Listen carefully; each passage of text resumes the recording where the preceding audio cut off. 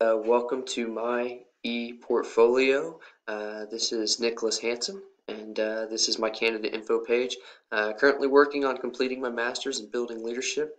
I have a wife of 4 years named Jen, and I have two young boys, Hunter, who is just getting ready to turn 3, and my son Cannon, who is going to be 6 months. Currently employed by the Mulvane School District. I've been working there for the last 7 years. One of those people that's blessed to work in the same district that they went to school, and I currently teach high school social studies to sophomores and juniors. When it comes to my professional goals, I'm looking to earn my degree and license in building leadership, which I'm just about done with. And second goal is to pursue leadership opportunities in my district and others, and I'm actively looking at that process now. And third is to engage in emerging trends in education and to enhance the learning experience for students. A lot of that is centered around the KISA process and a lot of the schools that are going to the redesign process. And so look forward to be a part of that in a district sometime soon. When it comes to personal goals, number one, just want to be a positive role model for my children through my actions and my words. Definitely change in life when you become a father and a parent, and so really cognizant of my actions and words and the impact it has on them. And then second is to maintain a positive balance between work and home life. Again, I think once becoming a parent, that definitely became a goal of mine, is to make sure that I'm able to balance that and I don't bring work as home as often. Third is to constantly challenge myself intellectually. This may be through reading. As we go through this process at Fort Hays, I'm constantly learning new things and I'm challenging myself. And when this process is over and program is over, I want to continue to do that for myself. When it comes to long-term ideas for what I see in 2 to 5 and 10 years, in 2 years, I realistically see myself as an assistant principal or athletic director at the middle school or high school level. This program has definitely guided me towards the secondary experience over the elementary. And then in 5 years, I see myself working to become a principal or moving schools to get more leadership experience. And then in 10 years, I see myself as a principal entertaining the idea of advancing to the district level type of leadership.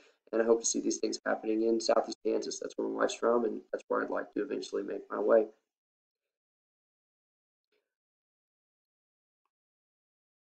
This is my philosophy of leadership. As I've gone through this program, my philosophy of leadership really has become that the leader has to have a vision, they have to have a plan, they have to create a culture that's following that plan through communication and respect. And at the end of the day, that they can't do it on their own. They have to create a culture that's working together through communication, relevant communication, not just sending communication to send it, but making sure that we do that in a way that the people need. That we use discretion in classrooms. We let teachers be teachers, but we make sure that they're adhering to the vision that we have set forth for our particular goals in district, and really working to let staff feel like they're a part of that process and that they have a say in the way things are going. And again, that's developed through that culture of respect and communication. Um, I believe that the final step, though, is follow through. Building leader has to model the traits. They have to push their employees, but at the end of the day, there has to be follow through of those expectations. And I think if all of those things are in place, then you not only have a strong leader, but you have a strong organization that's working really well for students. This is a quick snapshot of my program of study. I took just a couple classes each summer and really spaced it out. I really appreciated the 8-week classes because it allowed me to continue to be a coach for cross country and track, and I was able to have very limited overlap, and just took about 3 years to finish this program. It's a snapshot of my resume. Went to undergrad school at Pittsburgh State, Bachelor of Science in Education, History, and Government. Currently pursuing the master's, currently at 33 hours. Obviously, by the time this happens, I'll have completed my last class at 36, and really excited to announce that I passed the Praxis Leadership 6011 in November, and I thought that was really important to be able to add to my resume as I start looking for jobs. Work experience, Mulvane High School, the last 7 years. One of the things I've really been a part of the last few years is our building leadership and district leadership teams. This program kind of pushed me to do that, and really involved in our KISA process and looking at that redesign process and where that fits in for our school. Over the last few years, I've been a head middle school track coach, an assistant cross country coach, and I was an assistant high school freshman basketball coach up until the time that my wife and I started having kids. Before I was a teacher, I was an assistant manager at Walmart, and I'll tell you there was a lot of things that happened over the course of this program that really tied back to my leadership experience in those days before teaching. I managed 40 to 60 associates on the day-to-day store operations, worked on operating the front end, putting people in the right position to be successful. We did community relations events, I did job evaluations, training, and so all of those traits that you would see in a building leader, I did that just from a different perspective, so I thought it was important to put that on my resume as well. For the activities part of our ePortfolio, I'll start with the annotated bibliography. I did the annotated bibliography probably in the middle of this process, and I really did it at a time when I was thinking about first year leaders. And so a lot of the articles are centered around that. The first is how to be more of a distributive leader. I know that I like to go in and get things done, and this program has really challenged me to slow down and involve more people in that process. And setting clear goals and giving people the opportunity to be a part of that and not doing it all on your own. Really, I felt like that was something that was really important, especially as principals go through their day with all the many hats that they have to wear. The second kind of talked about first year hurdles. I'm in a district where I've had some new leaders and seen some of the struggles that come with that, that you have to be willing to step back and watch how things are going, and then try to figure out what traits you can pull that fit into your vision and kind of take some think time before you start coming in and making massive changes. The third talked about collaborative overload. One of the things that I saw in the leadership styles is that you can't go it on your own. It's important to have teams, but at the same time, that if you have too many teams, then it can really stop any progress from being made. And so, really challenging leaders to have a team aspect, but then at the end of the day, still be willing to make the decisions that need to be made. uh, Talked about how we want to be leaders that people want to follow. Again, if you're coming in and you're making changes, working through that vision, leading by example, setting goals, and then celebrating when those goals are hit. Uh, and then some of my articles I kind of went through and, what does bad leadership look like? I think we focus on all the good things, but it's important to know what are some pitfalls that have happened, what are things that have happened to other people, and so I have a couple articles that did that, talking about leaders that were unwilling to change, that get stuck in their ways, and that they need to be able to listen to others and see different viewpoints. Got the principal's role in successful schools. Talked about culture and how leaders have to have that vision. Continue to go back to that theme that they have to have a vision, they have to push that, and then they have to give opportunities for success and define what that is, and then celebrate those successes. I thought this article was really interesting about is your school better because you lead it? Kind of that reflective practice. As you start making changes, as you start working through that process, are people satisfied with what you're doing? And is the place better because you're there? And I think that leaders need to have the opportunity to reflect and see that. This is 5 leadership styles. Again, talking about the idea of communication, making sure that you can be achievement oriented, that you're supportive and collaborative with staff. Again, just those same ideas of being a good leader. This is 8 characteristics of effective school leaders, and so hopefully you're getting kind of that theme there that I was really looking for. What is success and what is effective leadership? And then kind of ended here with managers embrace your rookie status. As a new leader, and no matter what job you take from this program, you're going to be a new leader, and just be willing to develop your new skills, not to jump in too quick, and to make sure that you're not making unnecessary errors, that you're being humble, and that you're embracing the idea that you are new to the building, and that there are people that you can lean on to help you, and that they're probably going to be willing to do that.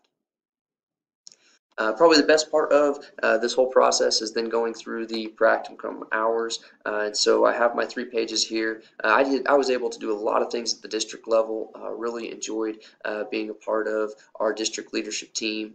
We are a school district that went one-to-one, so we got a copy of the rollout program that we helped design, where we got students our Chromebooks. In this last year, I was able to be a building mentor of a new student and kind of worked at that district level trying to determine what our goals for new teachers should be. I was able to be a part of the DLT, and so we have our late starts where we traveled from school to school to kind of update people on our progress.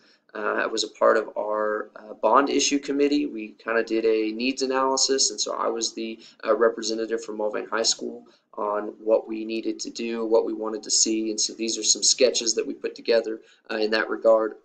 And the second year of our KISA process, we presented to the Board of Education what our goals, expectations were, and so we have that here. And then our BLT notes, obviously I didn't enter every note in every meeting that I was at. I just kind of hit the big ones of where we were breaking down the process. And so really was able to do a lot of things at the district level to showcase my hours for this e-portfolio. The area that was probably the weakest for me was elementary. I've been a high school teacher my whole life, and so I spent some days at the elementary schools and went through some of the duties there. Really was kind of overwhelmed by when you're the only one in the building, how many things you have to do. And so you have breakfast duty and lunch duty here that are pictured, and then bus duty. Those are three things that happen every single day to make sure that you're going through your day. And I was really overwhelmed with how much of the day that took. On the day that I was there, the principal actually had to step out for a couple hours, and I was kind of the acting admin and had a student that come in that had a bad day at lunch, and so a copy of the discipline report with the names redacted.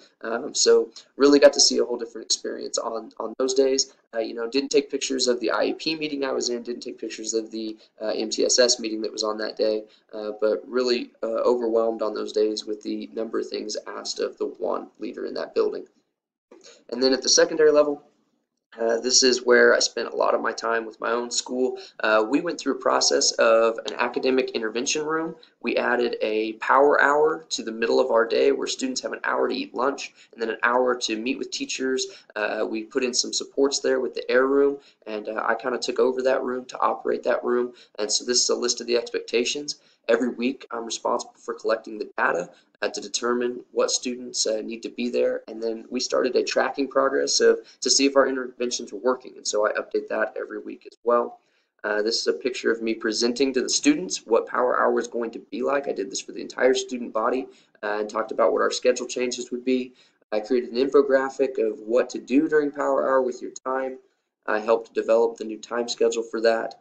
And then down here we have our KISA district liaison team presentation that we gave to our different buildings. And then this last year I was able to be I had a student teacher, so this is the teacher evaluation tool that we used to evaluate her. And so really involved in the hours, really felt like that was beneficial to our process. This is just a quick copy of the administrator evaluation claiming that I have completed my hours. And then the last piece I want to go over is the reflection. This process, I started out not sure if I wanted to be an administrator. And as I went through this process, I really thought I'd learn a lot from the classes. What I really found is that I learned a lot in the hours. And I really thought I'd be asking questions of the leaders, what do we do in this situation? What do you do? But I was really challenged by them to think like an administrator, act like an administrator at all times. The power hour and air room really put me in that position. It really made me a leader within our building and people asking me questions about it consistently. And so, I found that the classes were really beneficial to the background knowledge and helping to take the praxis test. But I tell you, I learned a lot in regards to going through that process of the day-to-day, being in the job, being in the role, and really challenging myself to think about all students and not just the ones that are within my walls. Again, the coursework laid the foundation, but it really felt like the hours working the practicum were really beneficial to make me determine that I do want to indeed be a building leader going forward. And again, really just been excited about the whole process, the whole development from starting, not sure that I wanted to be, but then being able to end with the line here that is, this experience along with the other practicum experiences have helped to shape me as a leader and make me feel confident in my ability to be a future building leader. And again, pass the praxis test, so ready to start the next step of that journey. I know this is only 15 minutes, and feel like I talked really fast, but look forward to communicating with you on the day of the comp exam. Thanks for watching.